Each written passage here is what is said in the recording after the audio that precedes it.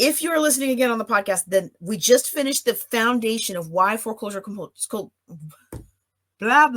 why foreclosure consulting is so important. And what we're going to do now is we're going to go into actually what foreclosure consulting is. So on the podcast, we're going to split that into 2 separate episodes. Okay. All right. So, well, what happens with foreclosure? Okay. And you're starting to notice a trend here, right? Like the trend with the tax sales is the jurisdictions aren't getting their tax money. So guess what? They're going to allow your house to be sold so they can pay the cops. Well, here in this case, the bank isn't getting their money. So they're going to force the sale of your house so they can get paid. Okay. And so it all comes down to making sure you pay your bills and helping people who can't pay their bills find other things to do so that somebody can put that property back into circulation, making money for the banks, making money for the jurisdiction. Or as I like to say, making money for my favorite investors. All right, so there's 3 phases of foreclosure profit that we're going to talk about today. The first thing we're going to talk about is the very first phase of foreclosure profit, profit. I don't know what other people I can put in there. And that would be distressed sellers. These are people who are struggling and they can't pay their bills. Or they're not struggling, but they just don't pay their bills. For whatever reason, they're not paying their mortgage. The next phase that we're going to talk about today, well, the next phase at all, and we are going to talk about it, is at the auction. So if you are a distressed seller for long enough, you have not been paying your mortgage, eventually the bank is going to get tired of not getting their money. They're going to force the sale of your house, and it's going to go to auction. That auction usually requires cash on hand, often that day, to buy the property. That's why they say cash is king. Okay. If nobody buys the property for what the bank needs them to buy it for, then the bank buys the property at the sale, and now it becomes what's called real estate owned, REO. So if the property gets to that point, then that's when you're going to see it listed in the MLS on realtor.com or any other listing like that as REO, short sale, or anything, some kind of language that's indicating that the bank owns this property, and they kind of already know that they're not getting the full loan value for it. So that's why a short sale is often required. Okay. If you don't know what a short sale is, don't worry about it for this situation. We don't need to know about it for foreclosure consulting, but go look at my real estate investing 101 class, and that covers what short sales are. And I think we did that class in January, if I recall correctly. Okay. Did I mention that? I think I did. Okay. Some states do not allow you to market to a homeowner in distress and tell them you're going to help them avoid foreclosure, or tell them that you're going to help them stay in their home, and still turn around and buy their property from them. Okay. So when I got my start in foreclosure consulting, I lived in Maryland. And the reason the Maryland Association of Professional Foreclosure Consultants was created was because they passed a law in 2007, which said if you use any kind of foreclosure consultant marketing, you cannot buy the house. And that's how a lot of investors were finding their properties. And so what the foreclosure consultant becomes then is a buffer between the homeowner and the investor who ultimately buys the property. Now, if you are in a state that doesn't require a buffer, then that's okay. That's okay. You can still use these techniques to help the homeowner. And then when they can't buy the house, or they can't sell the house, when they can't get their house caught up, or they can't sell it in time to avoid foreclosure sale, you can still swoop in and buy the house. However, we want to do it with a high degree of ethics. We want to do it with a high degree of ethics. We are not lying to people and kicking them out of their property. Okay. Not in this campus. That's other people. That's how other people teach real estate. That's not how I teach real estate. You don't need to do that kind of real estate to make money in real estate. You can do that kind of real estate and make more money in real estate, I'm sure. But I don't want to go to jail, and I don't want any of my students to go to jail. Okay. So a foreclosure consultant can be that buffer if needed in states where advertising to a homeowner in distress could land you in jail if you buy their house. Okay, so let's talk about the 3 phases. The first phase is distressed sellers, and that is our pre-foreclosure. This is when the homeowner isn't paying their bills. And some banks will work with you more than other banks, okay? There's a couple different things that the banks can do to help you through a tough time, okay? So I already talked about the forbearance. So let me just kind of summarize that one again for you. Or if you're listening on the podcast and it's a different episode, it's the previous episode when I talked about it, okay? What a forbearance is the bank says, okay, you don't have to pay your loan for a couple months, a month, 2 months, 3 months, whatever it's going to be. During COVID, I think it was like almost a year that people didn't have to pay on their mortgages. The thing about a forbearance, though, is that you don't have to pay, but when it's time to pay again, guess what the bank expects? The bank expects you to have all the money. And guess what most people in distress don't have when they haven't had to pay their mortgage? They don't have that money. And so the next thing that a bank can do is a modification. Now, the banks don't like to do modifications, and I listed it here first because that's what you want to get for your client if you can, okay? Most banks are going to push into a forbearance, but a loan modification is preferable, and it's also what a bank can do if the homeowner can't get caught up after a forbearance, okay? The loan modification, now you are actually changing the loan.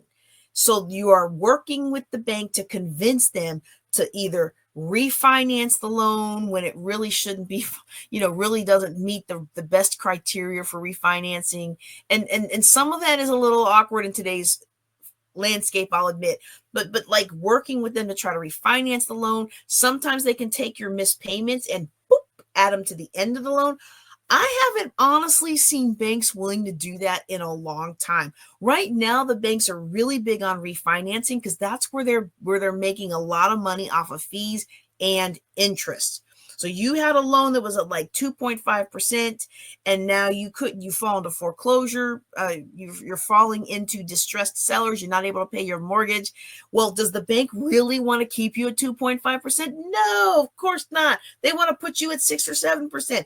It's the same amount of money out, but now they get to charge more. Yay, banks. Poor homeowner. All right. So if you can get them to do some kind of modification where they just kind of slide those payments to the end, that would be ideal. Another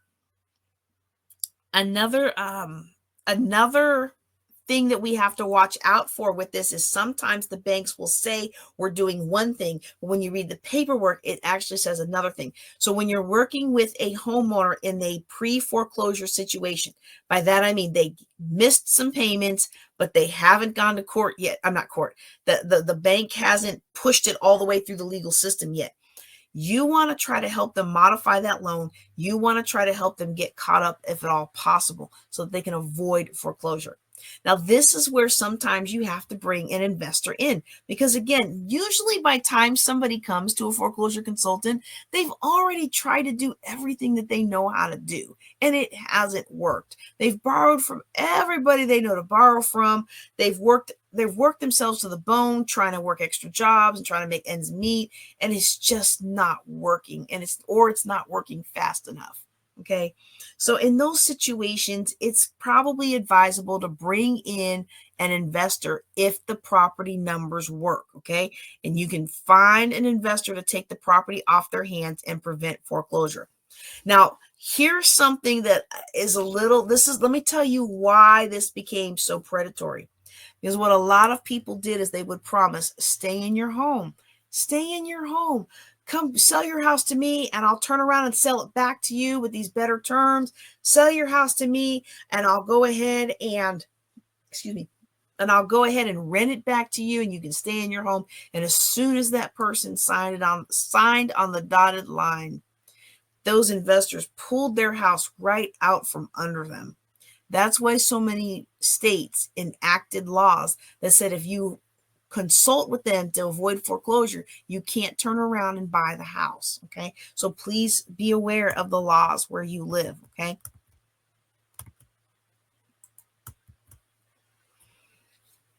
If they can't get caught up, then it's going to go to auction. If they can't get caught up themselves, if we can't get the bank to modify the loan, if they can't do a forbearance or any of the other tools available to them, or if they, like many homeowners that come to you, will have, they have already done that with the bank and the bank's like, we tired of it. Okay. If there's nothing that can be done to get them caught up, wait a second. I want to say something else on the pre-foreclosure stage. Okay. Sometimes there's not really a whole lot of equity in the deal. But what you can, so remember when I said you make your money when you buy. If you've got a property that's facing, the homeowners can't pay their mortgage and they know they're going to be going into foreclosure soon, you may be willing to find an investor, come in and get them caught up in exchange for buying the house. They'll buy the house from them. They'll put the money in to get the house caught up and stave off the foreclosure. And then they'll put a renter in who can make the payments. Okay. You might not be able to find those properties at the 70 to 80% off that we like to acquire properties at.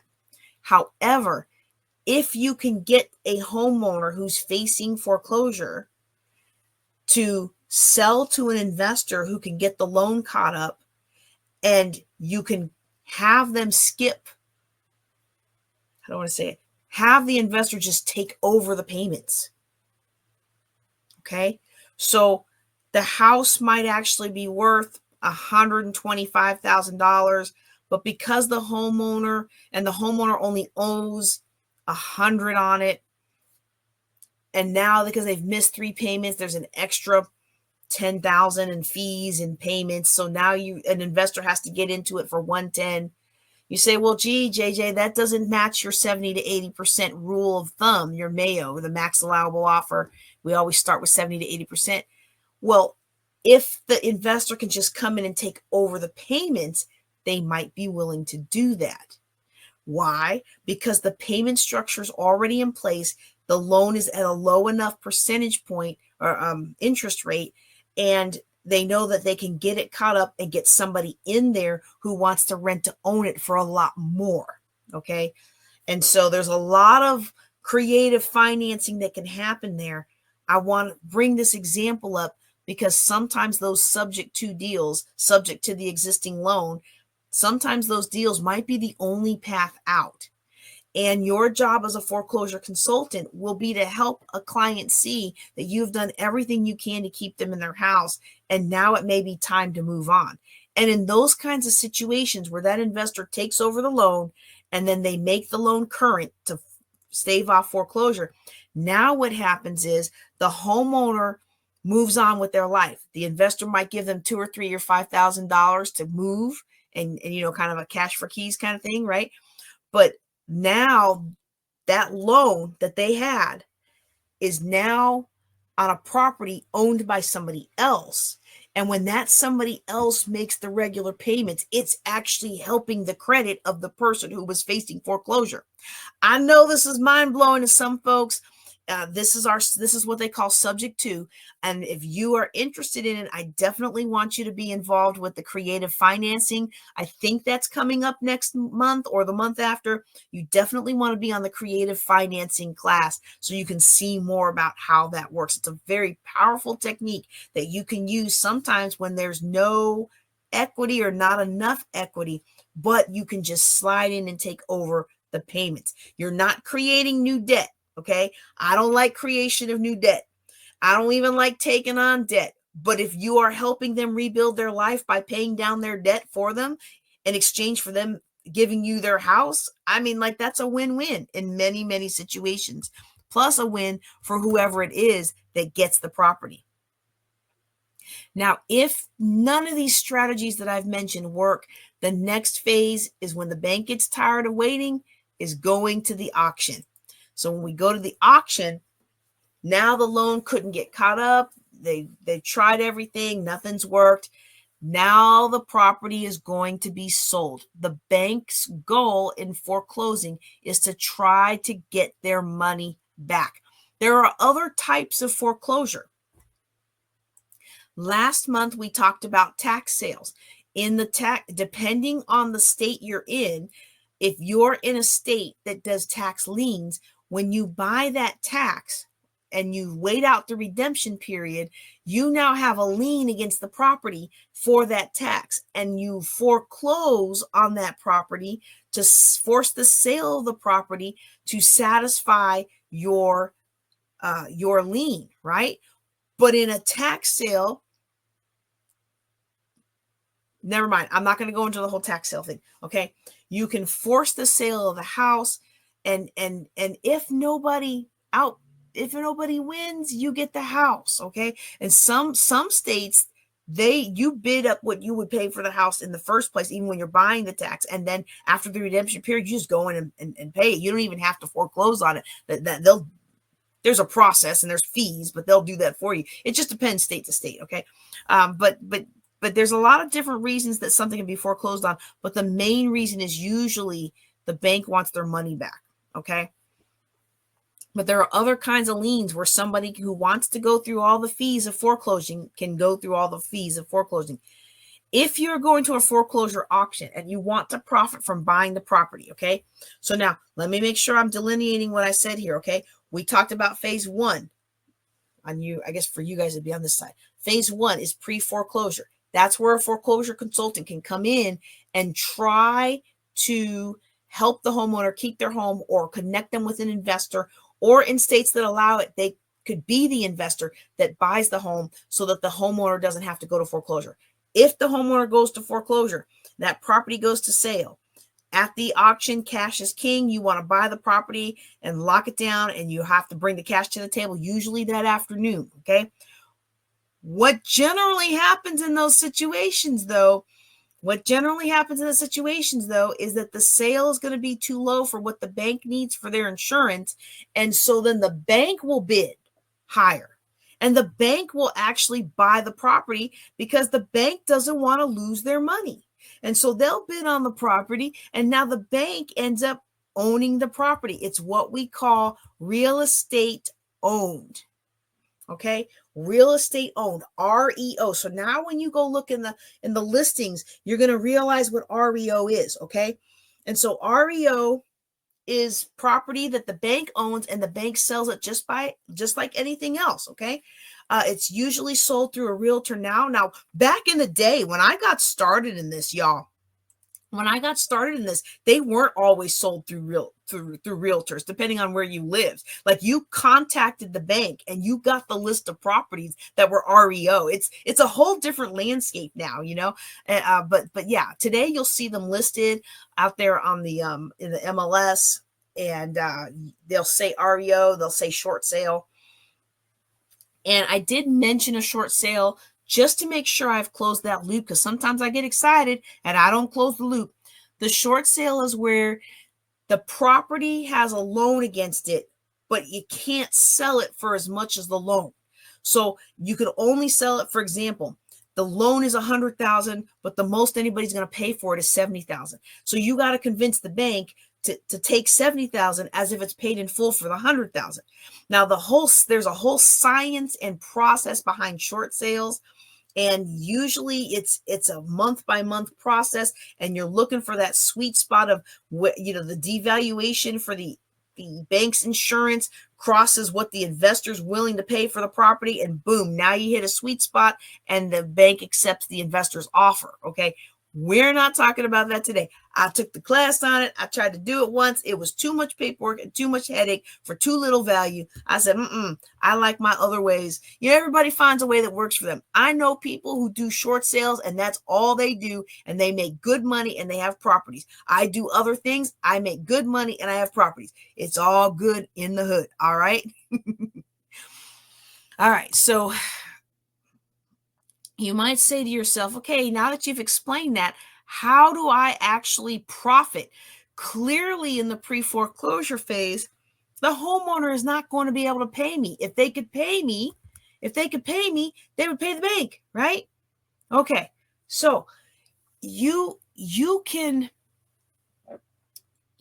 help the homeowner in a couple ways depending on the timeline, and you can charge the homeowner in some states, most states.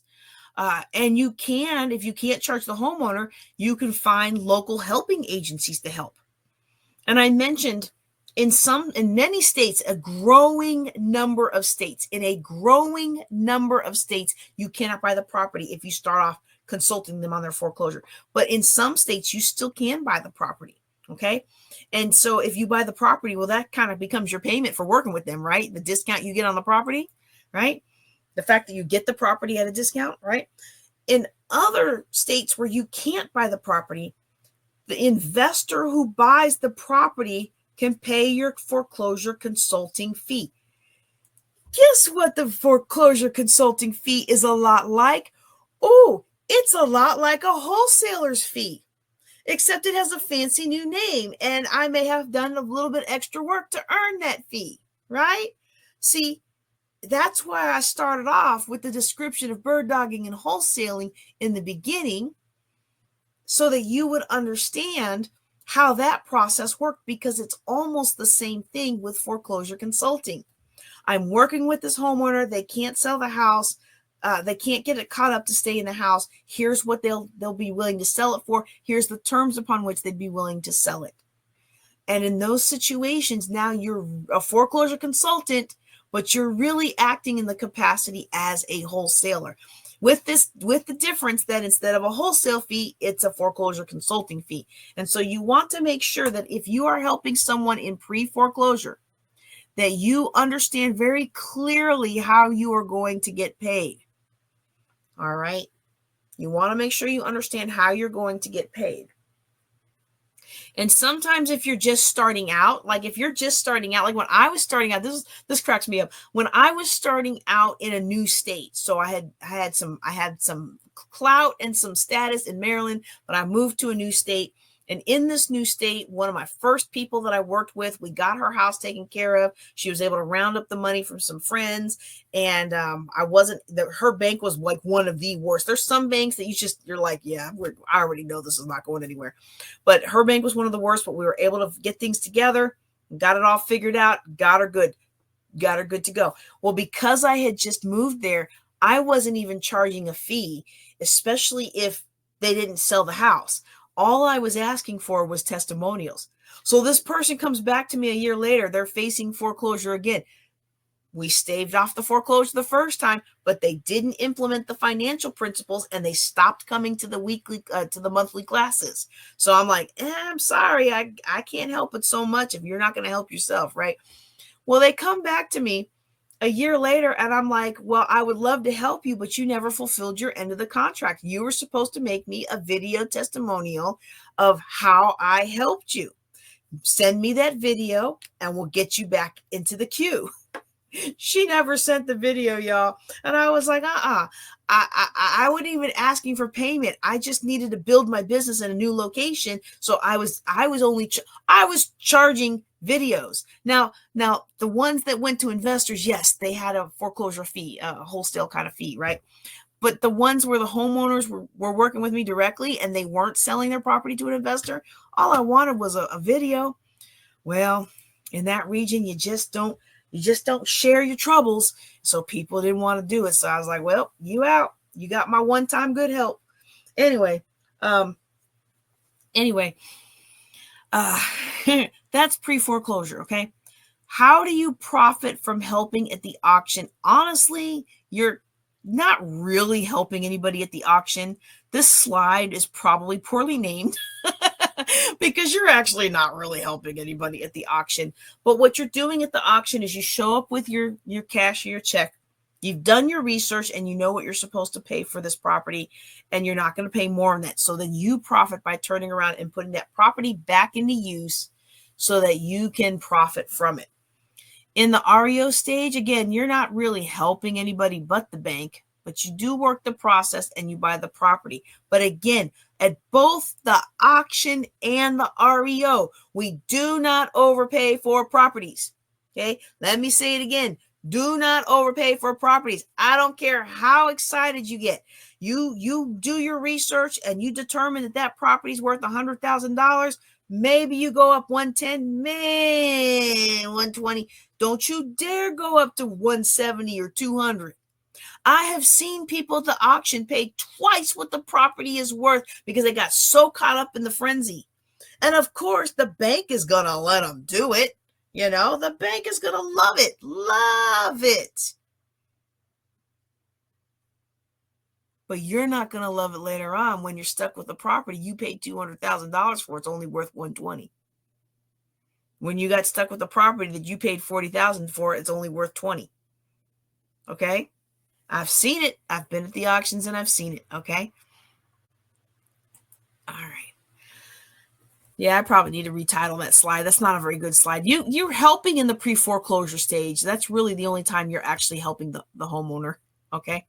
All right, so I made 2 promises to you today, okay? I made a promise that you could go out tonight and start researching these things, go to the courthouse. You can take what I've learned and you can go out on the web. A lot of jurisdictions put their foreclosures and stuff out on the web. You can go out and find the next month's foreclosure sales, or you can go, depending on where you're at, you can either do a list that sells pre-foreclosure lists, or you can simply go to the courthouse. You know, the best way to do it is to go to the courthouse. Now, where I used to, when I was in Maryland, you could go to the courthouse every day, and every day they had a book, and that book had a list of who didn't pay their mortgage that day or that month. Every day was a new list, and it was just added to the book, and you could go through and you could get all those addresses. Well, what will you do with all those addresses? You'll do what we talked about in the Wholesaling 101. You'll research them.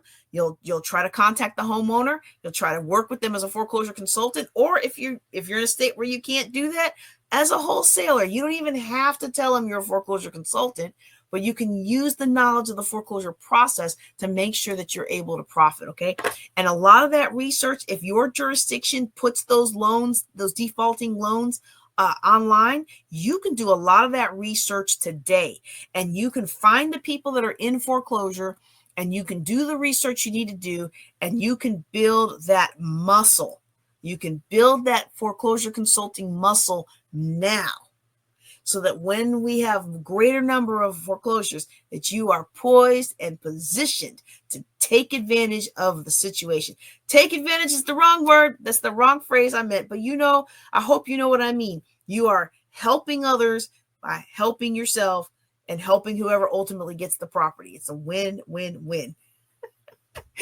Okay, the other promise that I made to you is that you can dig deeper with scripts and role play and how to find the homeowners and the investors. Okay, so that's a big part of this training, is the overview of the process, yes, but how do we find these people? How do we find investors that are going to buy these properties if we don't buy them, if we're in a state that doesn't let us buy them?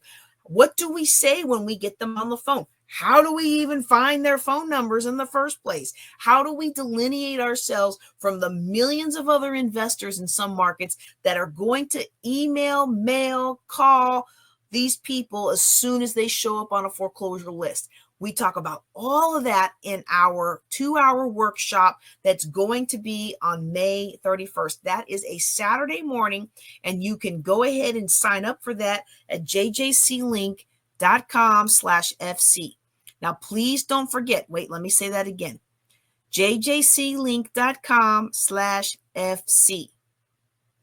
Now, please do not forget that this is our annual Global Youth Initiative fundraiser, so we appreciate your contributions of any size. It's all the same place. It's all going to the same place. You can go to bit.ly/lovehelping.